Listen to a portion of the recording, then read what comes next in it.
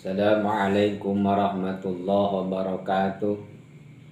Alhamdulillahilladzi hadana lihada wa ma kunna linahtadiya laula an hadanallah. Laqad ja'at rusulu rabbina bil haqq. Alhamdulillahilladzi ja'alana muslimin. Allahumma tawaffana muslimin la mubaddilin wa la mughayyirin bi rahmatika ya arhamar rahimin. Allahumma salli ala sayyidina Muhammadin al-fatihi li jami'il alamin wa syafi'il mudnibin wa qa'idil gurril muhajjalin wa ala alihi amhuril kamilin wa ashabihil hadin al-muhtadina ila yaumiddin. Wa ba'du. Bismillahirrahmanirrahim. La tatlub minhu ayyukhrijaka min halati liyasta'milaka fima siwaha walau aradaka lasta'maluka min ghairi ikhraj. Jangan engkau meminta kepada Allah supaya dipindahkan dari suatu masalah kepada masalah lain. Sebab sekiranya Allah menghendakinya, tentu telah memindahkanmu tanpa merubah keadaan yang terdahulu. Pertama-tama marilah kita panjatkan puji syukur kehadirat Allah Subhanahu wa taala. Salawat salam semoga tercurah limpah ke baginda alam habibana wa nabiyana Muhammad sallallahu alaihi wa alihi wasallam. Hadirin rahimakumullah.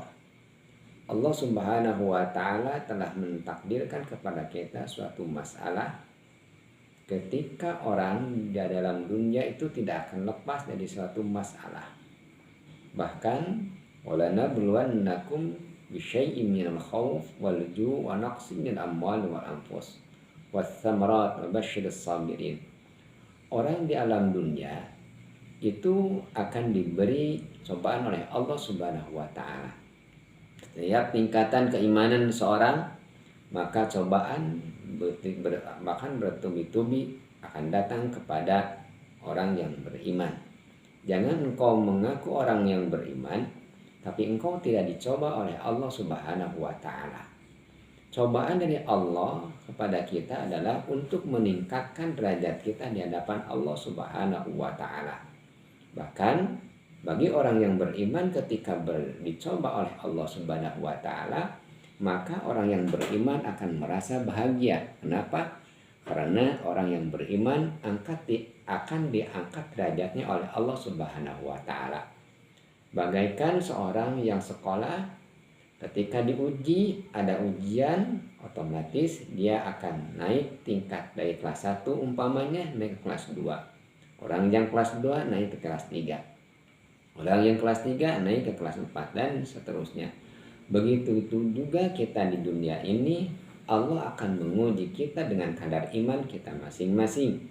Maka orang yang lulus dalam ujian, maka dia akan ditingkatkan derajatnya oleh Allah Subhanahu wa taala. Kita tinggal memaknai apa yang diuji oleh Allah Subhanahu wa taala. Bahkan dalam suatu riwayat Rasulullah bersabda, tidak disebut orang yang baik kalau dia tidak diuji oleh Allah Subhanahu wa taala. Bahkan kalau 40 hari dalam 40 hari dia tidak pernah diuji, dia merasa aman hidup di dunia ini, maka dia itu tidak termasuk orang yang baik. Orang yang baik itu pasti Allah uji. Setiap hari dia akan diuji oleh Allah Subhanahu wa taala untuk meningkatkan keimanannya di hadapan Allah Subhanahu wa taala. Ketika kita diuji oleh Allah Subhanahu wa taala, janganlah kita meminta kepada Allah terhindar dari ujian, terhindar dari cobaan dari Allah Subhanahu wa taala. Tapi ujian yang datang kepada kita itu harus kita hadapi dengan penuh sabar dan tawakal kepada Allah Subhanahu wa taala. Maka ketika Allah menguji kita, maka kita harus sabar dan tawakal, ikhtiar untuk supaya kita terbebas, lulus dari ujian tersebut, sehingga kita diberikan tingkatan derajat lebih dari derajat yang sebelumnya. Ada suatu kisah, ada ada seorang ahli ibadah, orang salih, beribadah kepada Allah. Dia pagi-pagi berusaha kepada mencari nafkah untuk mencari penghasilan supaya dia bisa makan. Setelah dia bisa mencari penghasilan, dia dapat uang, lalu dia berikan beras atau roti, sehingga dengan roti tersebut, beras tersebut, dia bisa mendapat tenaga, lalu dia bisa melaksanakan ibadah dengan sempurna. Lalu dalam hatinya dia berkata berdoa kepada Allah, wahai Tuhan, wahai Allah, saya pengen ibadah secara sempurna. Ya Allah, coba saya kasih suatu kenikmatan. Saya pengen ibadah dengan sempurna, tapi saya tidak mau bekerja, ya Allah. Berilah saya nafkah, berilah saya beras, tapi saya tidak bekerja, supaya saya bisa ibadah dengan totalitas. Akhirnya dia berdoa kepada Allah seperti itu, dan Allah mengabulkannya tanpa sebab. Lalu dia berdoa, Allah mengabulkan doanya dengan sesuatu yang tidak disangka-sangka. Lalu dia ditangkap oleh seorang polisi, lalu dia dimasukkan ke penjara. Nah, setelah di penjara, dia diberi makan tanpa bekerja. Nah, lalu dia berdoa lagi, kenapa jadi seperti ini? Apa yang dikatakan oleh dia betul, dijawab oleh Allah. Dia beribadah tanpa bekerja, ya masuk ke dalam penjara. Ya, akhirnya dia kembali berdoa kepada Allah. Ya Allah, saya keluarkan lagi. Saya tidak akan berdoa dengan seperti doa yang kemarin, yaitu minta supaya tidak bekerja untuk menghasilkan beras atau roti. Ya, akhirnya dia dipenjara tanpa kerja. Begitu juga ada seorang abid ahli ibadah. Dia bekerja, dia tidak sabar dengan kefakirannya. Lalu dia sholat dan berdoa kepada Allah, ya Allah, berilah kekayaan bagi saya. Lalu dia sholat tengah malam, dan Allah mengijabah baginya. Ketika dia sujud, maka dilihatnya di atas sejadahnya emas, batangan emas. Lalu dia bawa emas itu kepada istrinya. Coba saya tadi sujud, saya tadi ibadah, sholat, Allah memberikan emas. Lalu sama istrinya emas tersebut dijualnya, ditanyakan ke pasar, dan ternyata itu emas yang asli. Dia pulang lagi ke suaminya, kata istri tersebut, wahai suamiku, ini emas asli. Kata suaminya, nanti dulu, jangan dulu kita jual. Mungkin ada isyarah dari Allah Subhanahu wa Ta'ala. Lalu malamnya dia bermimpi. Dalam mimpi tersebut, seolah-olah dia itu masuk surga Allah karena dengan amal ibadahnya, karena dia orang soleh. Lalu dia berkata malaikat, masuklah ke dalam surga. Lalu dia itu masuk ke dalam surga. Lalu dia dalam surga disuruh masuk kepada suatu rumah gedung yang indah. Lalu dia disuruh masuk oleh malaikat ke rumah gedung yang indah tersebut, dan dia disuruh tidur di gedung tersebut. Ketika dia tidur di gedung tersebut, lalu dia melihat di atas ada bolong. Kata dia kepada malaikat, wahai malaikat, kayaknya enggak pas. Itu ada bolong. Keindahan surga menjadi tidak indah karena ada bolong. Apa kata malaikat? Itulah amalmu yang kau dimintakan segera di alam dunia. Maka Allah dibawakan kenikmatan rizki, kenikmatan akhirat itu dibawakan untuk dunia. Akhirnya dia terbangun, dan ternyata emasnya masih ada. Dia minta kepada Allah, wahai Allah, bawa lagi emas, saya tidak mau kehidupan di dunia ini, biar saya diberi kenikmatan nanti di akhirat. Jadi berdoa kepada Allah itu ketika kita diberi ketenangan oleh Allah Subhanahu wa taala dengan melaksanakan ibadah, itu sudah karunia yang sangat luar biasa. Janganlah kita meminta kelebihan dari Allah ketika kita sudah menikmati ibadah kita, mendapatkan kenikmatan kita dalam melaksanakan ibadah kepada Allah Subhanahu wa taala. Oleh karena itu, kebahagiaan tersebut baginda Nabi Muhammad SAW telah memberikan suatu petuah kepada kita, amalan. Kata baginda Rasulullah SAW, arba'atun min sa'adatil mar'i an takuna zawjatuhu salihah wa auladuhu abraran wa khalatuhu bis-salihin wa ayyakuna rizquhu fi baladi. Kata baginda, ada 4 perkara yang menjadi kebahagiaan seorang hambaku. Seorang. Yang pertama, kata baginda, antakuna zaujatuhu sholihah. Dia mendapatkan istri yang sholihah.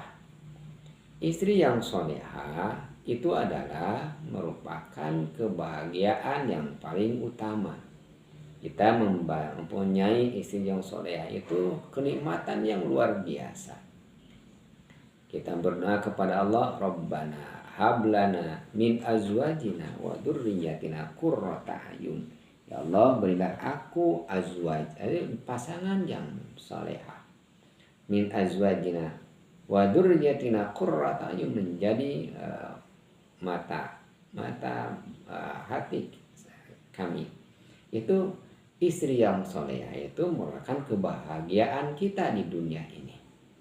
Maka kalau kita menginginkan istri yang solehah, maka kunci utamanya adalah kita sebagai suami harus soleh.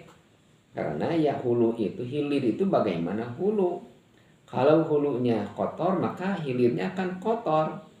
Kalau hulunya bersih, maka hilirnya juga akan bersih. Bagaimana istri kita solehah sementara suaminya tidak soleh, karena istri itu akan menuruti suaminya. Apa yang dikatakan suami, maka istri akan mengikutinya. Jadi suami itu imam. Kalau suami itu saleh, maka istri pun akan mengikuti suaminya. Dan begitu juga seorang suami itu harus menjadi pemimpin, harus memuliakan seorang istri. Kata baginda, ma akraman nisa illa karim wa ma ahanahun nisa illa la'in. Seorang laki-laki yang memuliakan istrinya adalah orang yang mulia. Seorang laki-laki yang menghinakan istrinya adalah orang yang hina. Oleh karena itu, kita harus memuliakan istri kita, wanita, jangan dihinakannya. Satu kali kita memuliakan istri, maka istri kita akan memuliakan kita 100 kali. Satu kali kita menghina istri, maka istri kita akan balas menghinakan kita 100 kali.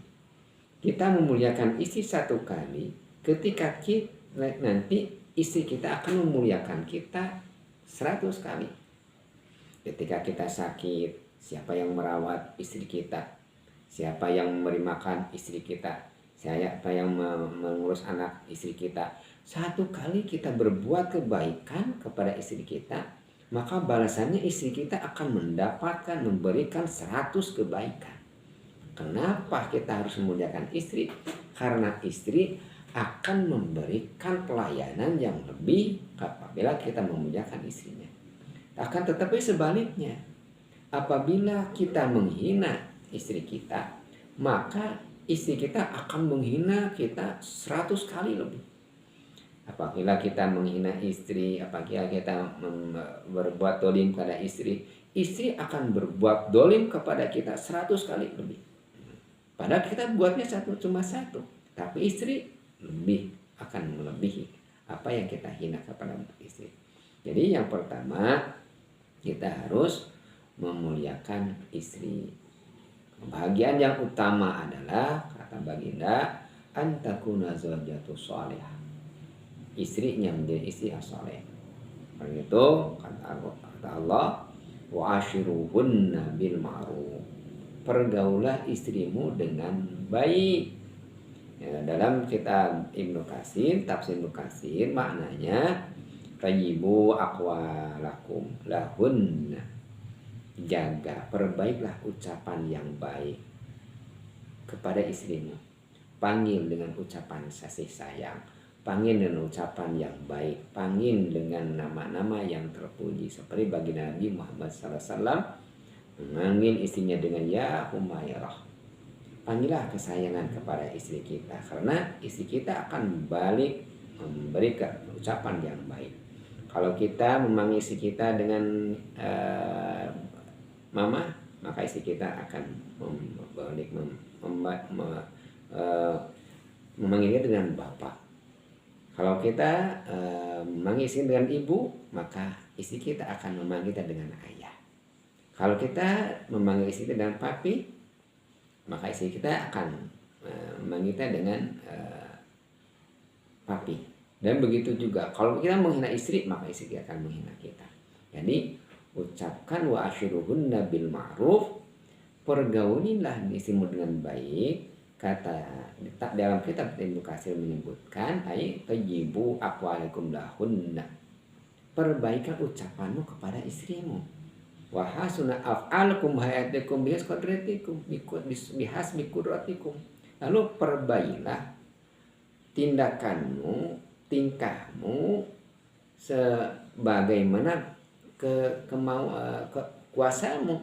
Jadi kita memuliakan istri, berilah sesuatu yang bisa membanggakan istri kita dengan kemampuan kita masing-masing. Itu yang pertama. Jadi kenikmatan dunia, kebahagiaan itu yang pertama kata baginda yaitu istri yang solehah. Yang kedua kata baginda, kebahagiaan seorang itu adalah wa auladuhum abraron. Anak-anak kita yang baik. Anak adalah kebanggaan orang tua. Apabila anak kita menjadi seorang yang berhasil, umpamanya anak kita menjadi seorang kaya, dia pulang ke kampung, kata tetangga, siapa itu? Kalau percaya itu anak saya, orang tua jadi bangga. Anak kita menjadi jenderal, nah, lalu pulang ke kampung, ditanya sama tetangga, siapa itu? Itu adalah anak saya. Anak kita dijadikan seorang kiai, ulama besar, ketika pulang ke rumah, siapa itu? Anak kita. Kita merasa bangga. Tapi sebaliknya, ketika anak kita menjadi penjahat, tidak ada orang tua yang merasa bangga dengan kejahatan orang anaknya. Jadi anak menjadi kebanggaan orang tua. Dan anak juga merupakan cerminan orang tua. Kita jangan dulu menyalahkan anak sebelum kita menyalahkan diri kita. Kenapa anak kita berbuat salah? Mungkin itu adalah dosa kita. Cerminlah ya. Kalau umpamanya kita di wajah kita ada oli, di wajah kita oli, kita bercermin, seharusnya orang yang bijak itu hapus dulu olinya, bukan dipecahkan kacanya. Banyak orang itu memecahkan kaca daripada menghapus oli. Dalam arti ketika kita lihat anak kita bandel, melihat anak kita tidak berbuat jelek, maka kita langsung menindak anak tersebut. Padahal sebelumnya kejelekan anak itu dilihat orang tuanya. Lalu kita introspeksi dulu kepada diri kita. Oh, ini kesalahan kita. Kita minta tobat kepada Allah Subhanahu wa taala dan meminta ampunan kepada orang tua karena dulu kita juga bandel gitu. Jadi anak itu cerminan kepada diri kita gitu. Atau juga anak itu bisa menjadi ketenangan hati orang tua. Ketika anak kita soleh-soleh, alhamdulillah anak kita soleh, maka orang tua merasa diberi ketenangan oleh Allah Subhanahu wa taala karena kesolehan anak tersebut di dunia walaupun di akhirat. Nanti di akhirat dia akan membuahkan pahala yang dari hasil doa anak-anak yang soleh. Sayyidina Ali karramallahu wajhahu radhiyallahu anhu pernah berkata, kata Sayyidina Ali, pendidikan anak itu ada 3 fase. Fasenya itu ada 7 kali 3. Ada 3 fase, 7 tahun, 0 sampai 7 tahun. 7 sampai 14 tahun. 14 sampai 21 tahun. Itu berbeda-beda fasenya. Fase 0 sampai 7 tahun itu adalah fase ketika anak dimuliakan. Anak dijadikan raja. Apa yang dikehendaki anak kita laksanakan. Anak kita puji-puji. Walaupun anak kita tidak seperti anak orang lain. Antara anak 0 sampai 7 tahun jangan ada ucapan yang menghinakan anak tersebut. Karena anak pengennya dipuji. Bagaikan raja anak itu. Jadikan raja anak itu dengan pujian-pujian kepada anak. Jadi di usia 0 sampai 7 tahun itu anak itu harus dimuliakan. Lalu kata Sayyidina Ali, dari 7 sampai 14 tahun itu masanya masa ketika anak itu diberikan bimbingan, diberikan latihan, ujian. Anak itu dilatih kedisiplinan.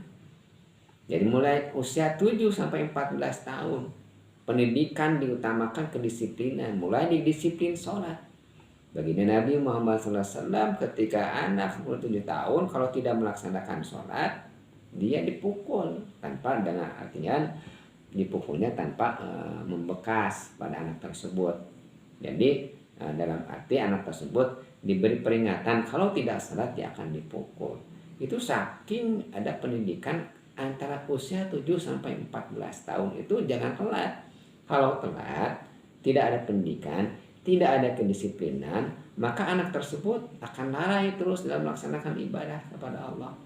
Bukan hanya ibadah, sholat saja, termasuk puasa, ya, termasuk melaksanakan ibadah seperti baca Quran, zikir, itu dia ditanamkan kepada anak-anak itu supaya disiplin dalam melaksanakan suatu aturan hududullah itu semenjak usia 7 sampai 14 tahun. Dan dalam waktu usia 14 tahun sampai 21 tahun, lalu ada perubahan. Tidak ada kedisiplinan di sana. Tapi bagaimana menjadikan anak kita itu dalam usia 14 tahun mulai dijadikan sahabat kawan, tempat curhat anak-anak. Apabila anak-anak pengen curhat, janganlah curhat kepada orang lain.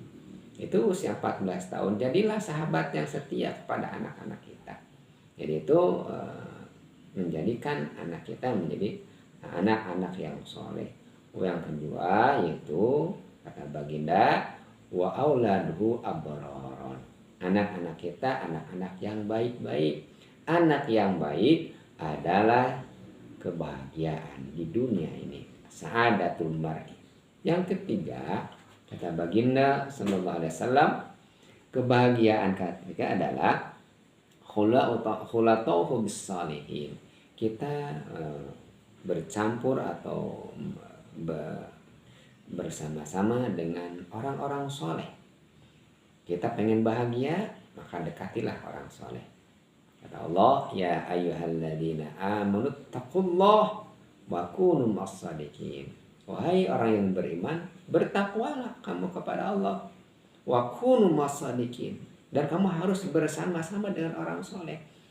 Jadi tidak cukup hanya bertakwa, tapi harus ada yang membimbing. Siapa orang soleh? Takwa itu bukan di lisan, tapi dalam praktek.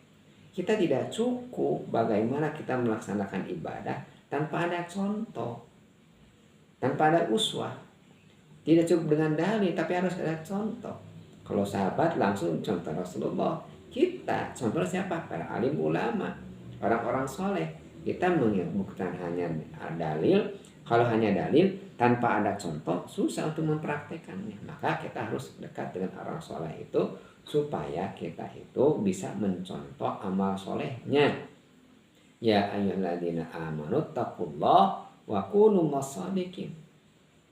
Tapi kata Allah juga dalam firman yang lain, wasbir alladzina yad'u rabbahum bil ghadati wal 'ashyi yuriduna wajha wa la ta'tuna 'ainaka anhum. Harus sabar kita bersama orang soleh. Kadang-kadang kita tidak sabar bersama orang-orang soleh. Harus kita bersama orang soleh itu kita harus sabar. Yad'u rabbahum bil ghadati wal 'ashyi. Banyak rintangannya yang akan kita jalani kalau kita bersama orang-orang soleh. Jadi di antara Imam Syafi'i pernah berkata, qala Imam Syafi'i adibis salihin walasta minhum, adibis salihin walasta minhum la'alli an anu bihim syafa'ah.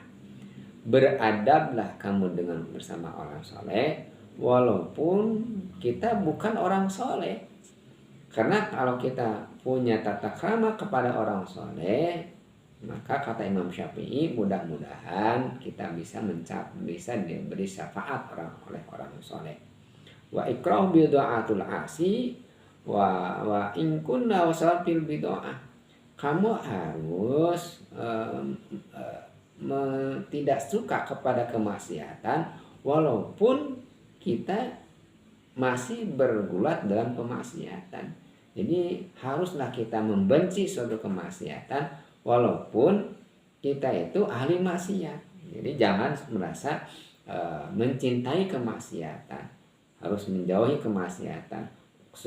Walaupun kita tidak bisa berhenti dari kemaksiatan, tapi ada rasa benci untuk berbuat maksiat.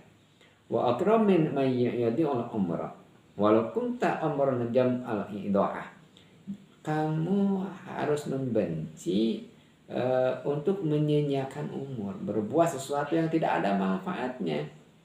Harus kita benci walaupun kita itu masih dalam keadaan menyanyiakan umur dengan bermain, dengan berbicara, bertindak sesuatu yang tidak ada manfaatnya. Yang terakhir, tanda orang yang bahagia kata bagi Nabi sallallahu alaihi wasallam adalah antakunu wa antakuna rizqi badan wa ayyakuna rizqi badanihi. Dia mendapatkan rezeki di negaranya. Jadi kita dapat rezeki dari hasil tani di kampung, hasil usaha di kampung kita, itu sangatlah bahagia daripada mendapat rezeki di luar negara kita. Kebahagiaan yang sangat utama kita mendapatkan rezeki di negara kita sendiri, di kampung kita sendiri, menjadikan rezeki di keberkahan di rezeki kita. Maka walaupun rezeki yang kita dapatkan di negara kita, di kampung kita sedikit, tapi harus dapatkanlah keberkahan. Keberkahan itu yang mengundang, yang menjadikan kita hidup bahagia. Maka untuk mengundang keberkahan itu, maka kita harus lihat cara mendapatkan rezeki dari mana. Kalau umpamanya mendapatkan rezeki didapat dari halal, maka insya Allah berkah. Lalu dia akan diberikan, kalau keberkahan itu akan diberikan lahir dan batin, bahagia lahir dan batin. Orang yang mencari rezeki dalam keadaan halal, maka dia lahirnya akan bahagia, tidak dikejar-kejar oleh KPK, dan batinnya bahagia lahir dan batin. Yang ketiga, dia akan rajin ibadah dengan rezeki yang halal. Kullu man nabata minal haram fannar aula bih. Setiap sesuatu yang tumbuh dari haram itu akan neraka bagiannya.